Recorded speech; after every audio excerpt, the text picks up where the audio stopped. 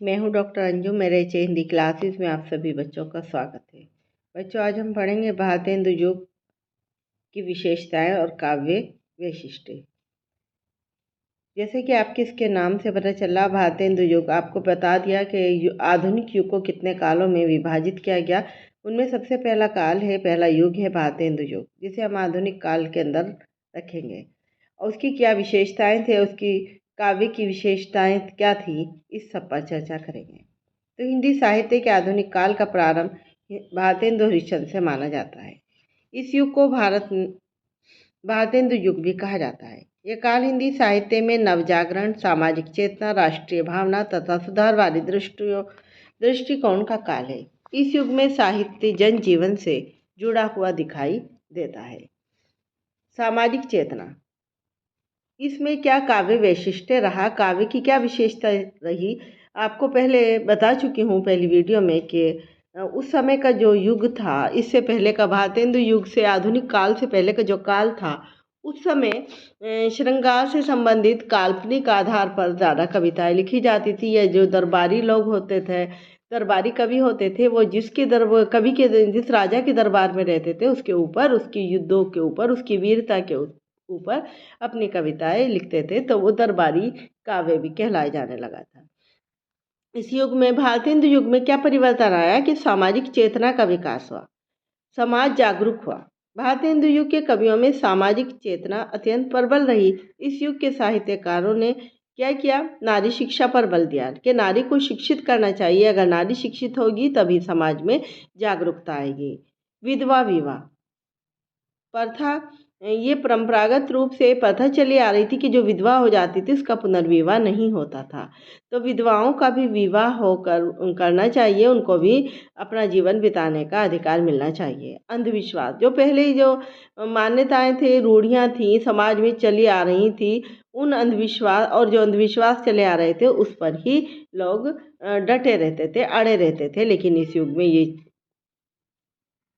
चेतना आई कि ये सब समाप्त किया जाने लगा। सामाजिक कुरीतियाँ, समाज में अनेक प्रकार की कुरीतियाँ थीं, रूढ़ियाँ थीं, अंधविश्वास थे, और जाति पात था, नारी की दुर्दशा थी, विधवा विवाह नहीं होने देते थे, बाल विवाह था। ऐसी सामाजिक बहुत सारी कुरीतियाँ थीं, बहुत सारी दोष थे जिन्हें दूर करने का भारतेंदु जी ने प्रयास किया। दीन दशा और गरीबी, जो दीन व्यक्ति, दुखी व्यक्ति होते थे, उनकी दशा और गरीबी के ऊपर भी इस काल में इस युग के कवियों ने अपनी लेखनी चलाई। जैसी समस्याओं को अपनी रचनाओं का विषय बनाया। कवियों का उद्देश्य समाज को जागरूक करना और सुधार की दिशा में प्रेरित करना था। मतलब सुधार आना चाहिए, समाज को जागरूक होगा तभी समाज में सुधार आएगा।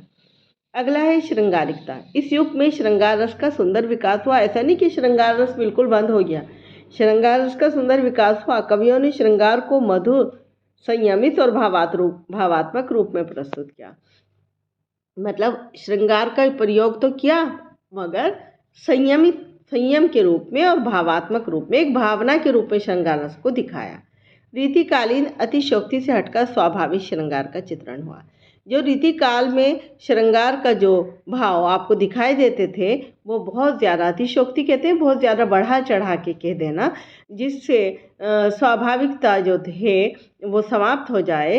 वो चीज़ समाप्त करके उन्होंने श्रृंगार का सुंदर चित्रण किया है। भारतेंदु हरिश्चंद्र, राधा कृष्ण दास आदि कवियों ने रचनाओं में कोमल भावना से युक्त श्रृंगार मिलता है। मतलब श्रृंगार का उन्होंने वर्णन किया, मगर एक अनुशासन में रहकर, एक संयम में रहकर, एक भावना के रूप में श्रृंगार रस को दिखाया। इसके बाद है तीसरा, प्रकृति चित्रण। भारतेंदु युग के कवियों ने प्रकृति का स्वच्छ, सरल और भावपूर्ण चित्रण किया है। प्रकृति को आलंबन और उद्दीपन दोनों रूपों में प्रस्तुत किया। उसको आलंबन भी बनाया और उद्दीप्त भाव वाला भी बनाया। वसंत, वर्षा, पर्वत, नदियाँ आदि का सजीव वर्णन भारतेंदु युग में आपको दिखाई देगा। प्रकृति चित्रण में कल्पना के साथ साथ यथार्थ भी समावेश है। मतलब ऐसा नहीं कि प्रकृति चित्रण जो किया वो सिर्फ कल्पना के आधार पर किया, उसमें वास्तविकता ये थी कि उसमें यथार्थ का भी बहुत पुट देखने को आपको मिलेगा। नंबर 4 है हास्य व्यंग्य। इस युग में हास्य व्यंग्य को भी विशेष महत्व मिला। आपको पता होगा, आपने देखा होगा, आपने ध्यान दिया होगा कि जब हम कुछ हास्य के माध्यम से, हँसाने के माध्यम से या व्यंग्य के माध्यम से कोई बात करते हैं या सुनते हैं तो वो हमें जल्दी समझ में आ जाती है। तो अंग्रेजी शासन, पाश्चात्य संस्कृति की नकल और सामाजिक आडंबर पर उन्होंने हास्य और व्यंग्य रूप में प्रस्तुत किया।